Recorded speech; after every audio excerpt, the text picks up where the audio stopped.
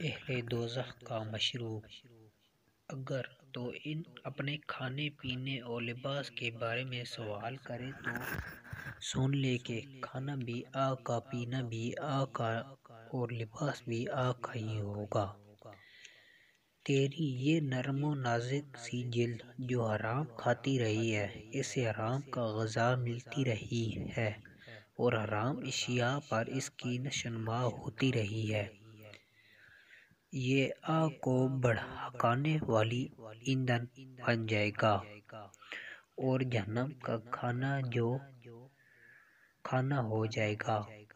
اور اے نافرمان، یہ مت سمجھنا کہ مٹا مٹک کے چلنے والے بدن کے ساتھ تو آتش جہنم میں داخل ہوگی، بلکہ یہ جسم تو بہت بڑا ہو جائے گا، جس طرح کہ فرمان رسول صلی اللہ علیہ وسلم نے کافر آدمی کی ڈار احد پہاڑ جتنی ہوگی اور اس کی جلد کی موٹائی 3 دن کی مسافت کے برابر ہوگی۔ اور یہ نہ کہ تیر نہ کہ یہ تو ایک کافر کے حق میں ہوگا تو میں تو گنہگار مسلمان خاتون ہوں، بلکہ حدیث میں یہ بھی آیا ہے جس کا ترجمہ بلا شبہ امت محمد صلی اللہ علیہ وسلم میں ایک ایسا شخص بھی ہوگا جو آگ میں عظیم الخبثہ ہوگا۔ اس کے بدن کی موٹائی اس قدر ہوگی کہ دوزخ کے ایک کنارے کو وہ اکیلا ہی گھیر لے گا، یعنی آگ کے ارکان میں سے ایک رکن ہوگا۔ جس قدر تعجب ہے اس کے جسم کی بڑائی اور بدن کی موٹائی ہے، جو نہیں تیرے جسم کو آگ ہلکا سا چھوئے گی یہ سیاہ ہو جائے گا، پھر اسے آگ دبوچ لے گی اور اسے جلانا شروع کر دے گی۔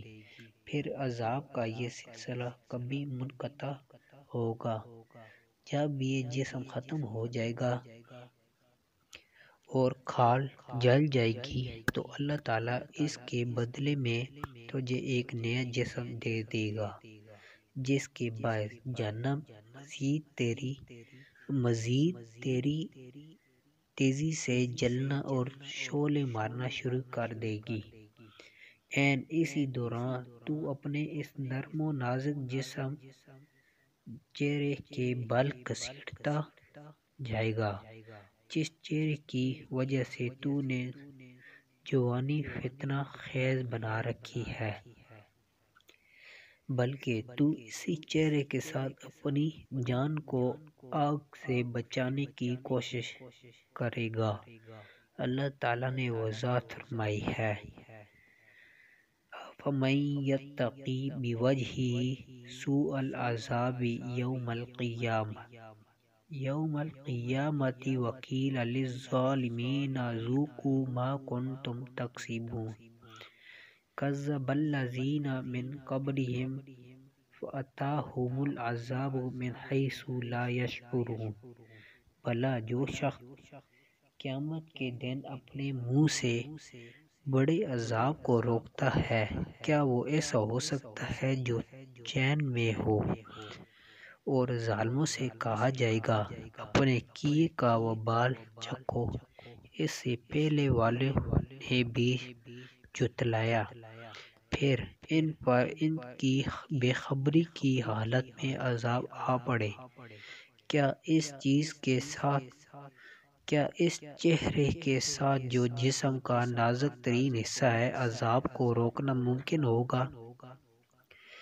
اسی لمحے منہ زقوم کا کھانا کھائے گا، اور اگر تو زقوم کے عذاب کا کچھ اندازہ لگانا چاہیے تو پھر نبی معصوم صلی اللہ علیہ وسلم کے اس کلام وحی کو سن لے۔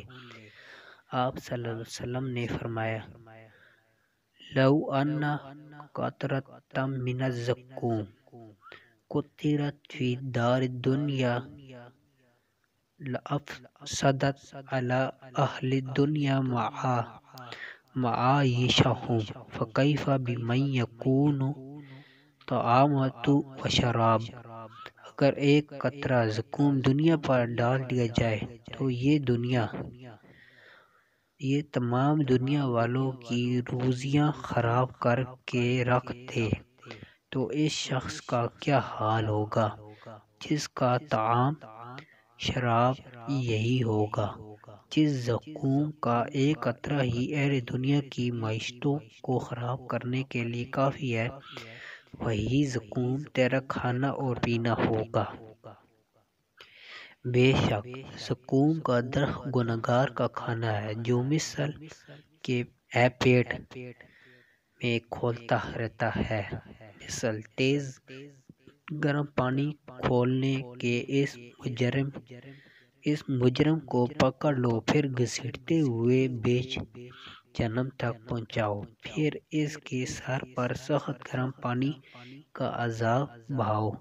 اسے کہا جائے گا چکھتا جا تو بڑا ذی عزت و بڑے اکرام والا تھا۔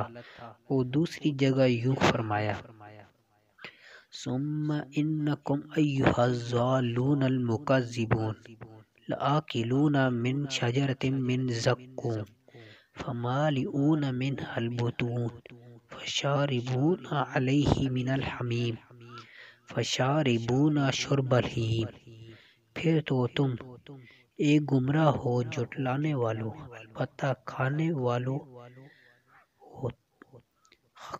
والے درخت اور اسی سے پیٹ بھرنے والے ہو، پھر اس پر گرم کھولتا پانی پینے والے ہو، پھر پینے والے بھی پیاسے ہونٹوں کی طرح ہو۔ اور ایک مقام پر فرمایا کہ کیا یہ مہمانی اچھی ہے یا سینڈ زقوم کا درخت جسے ہم نے ستم گاروں کے لیے سخت عذاب بنا رکھا ہے، جو درخت جہنم کی جڑ میں سے نکلتا ہے، جس کی خوشے شیطانوں کے سروں جیسے ہوتے ہیں۔ جہنمی اسی درخت کو کھائیں گے اور اس سے پیٹ بوجھل کر لیں گے، پھر اس پر گرم جلنے پانی کی معلومی ہوگی، پھر اس سب کا جہنم کی آگ سے ڈھیر کی طرف لوٹنا ہوگا۔ یہ کھانا پریشانی اور غم کو مزید بڑھائے گا، جیسا کہ سورۃ غاشیہ میں ہے لیس لہم طعام الا من ضریع لا یسمن ولا یغنی من جوع۔ ان کے لیے سوائے کانٹے دار درختوں کے اور کچھ کھانا نہ ہوگا جو ان بدن بڑھائے گا اور نہ بھوک مٹائے گا۔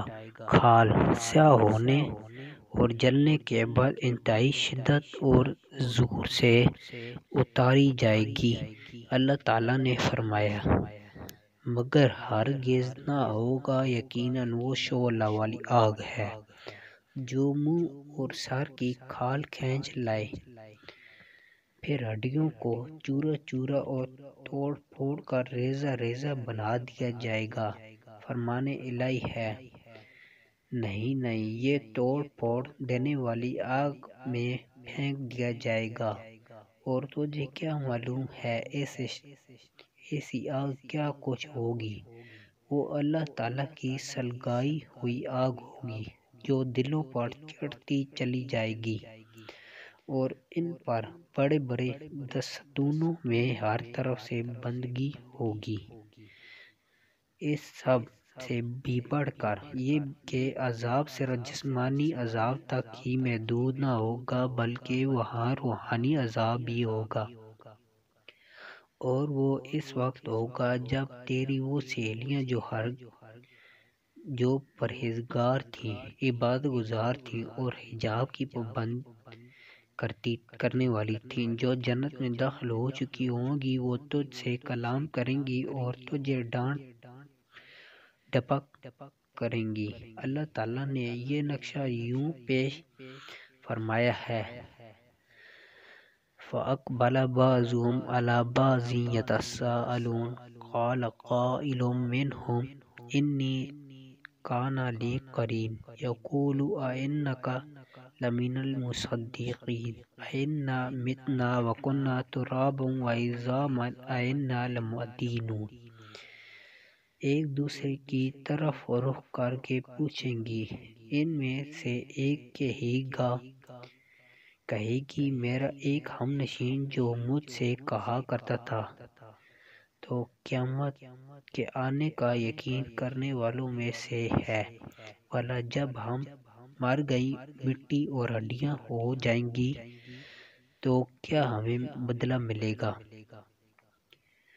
تو اللہ تعالیٰ نے انہیں کہے گا کیا تم چاہتے ہو کہ اسے جھانک کر دیکھ لو؟ جھانکتے ہی اسے بیچوں بھی جہنم میں جلتا ہوا دیکھے گا، کہے گا واللہ قریب تھا کہ تو مجھے بھی برباد کر دیتا، اگر میرے رب کا احسان نہ ہوتا تو میں بھی دوزخ میں حاضر کیا گیا ہوتا۔ کیا یہ صحیح ہے کہ ہم مرنے والے ہی نہیں اور نہ ہم پر عذاب کی جانے والے ہیں؟ پھر تو ظاہر بات ہے کہ یہ بڑی کامیابی ہے۔ ایسی کامیابی کے لیے عمل کرنے والوں کو عمل کرنا چاہیے۔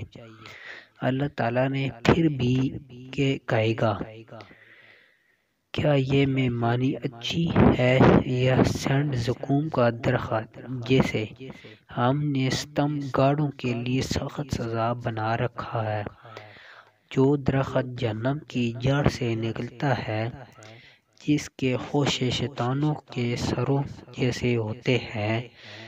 جہنمی اسی درخت کو کھائیں گے اور اسی سے پیٹ کو پوجل کریں گے، پھر اس پر گرم جلتے پانی کی معلومی ہوگی، پھر ان سب کا جہنم کی آگ کے ڈھیر کی طرف لوٹنا ہوگا۔ دیکھ لے یہ ہے تیری وہ سہیلی جو جنت میں جا چکی ہے، تجھے ملامت کر رہی ہے، تجھے ڈانٹ پلا رہی ہے، لیکن اس وقت یہ نصیحت تجھے کچھ بھی نفع مند نہ ہوگی۔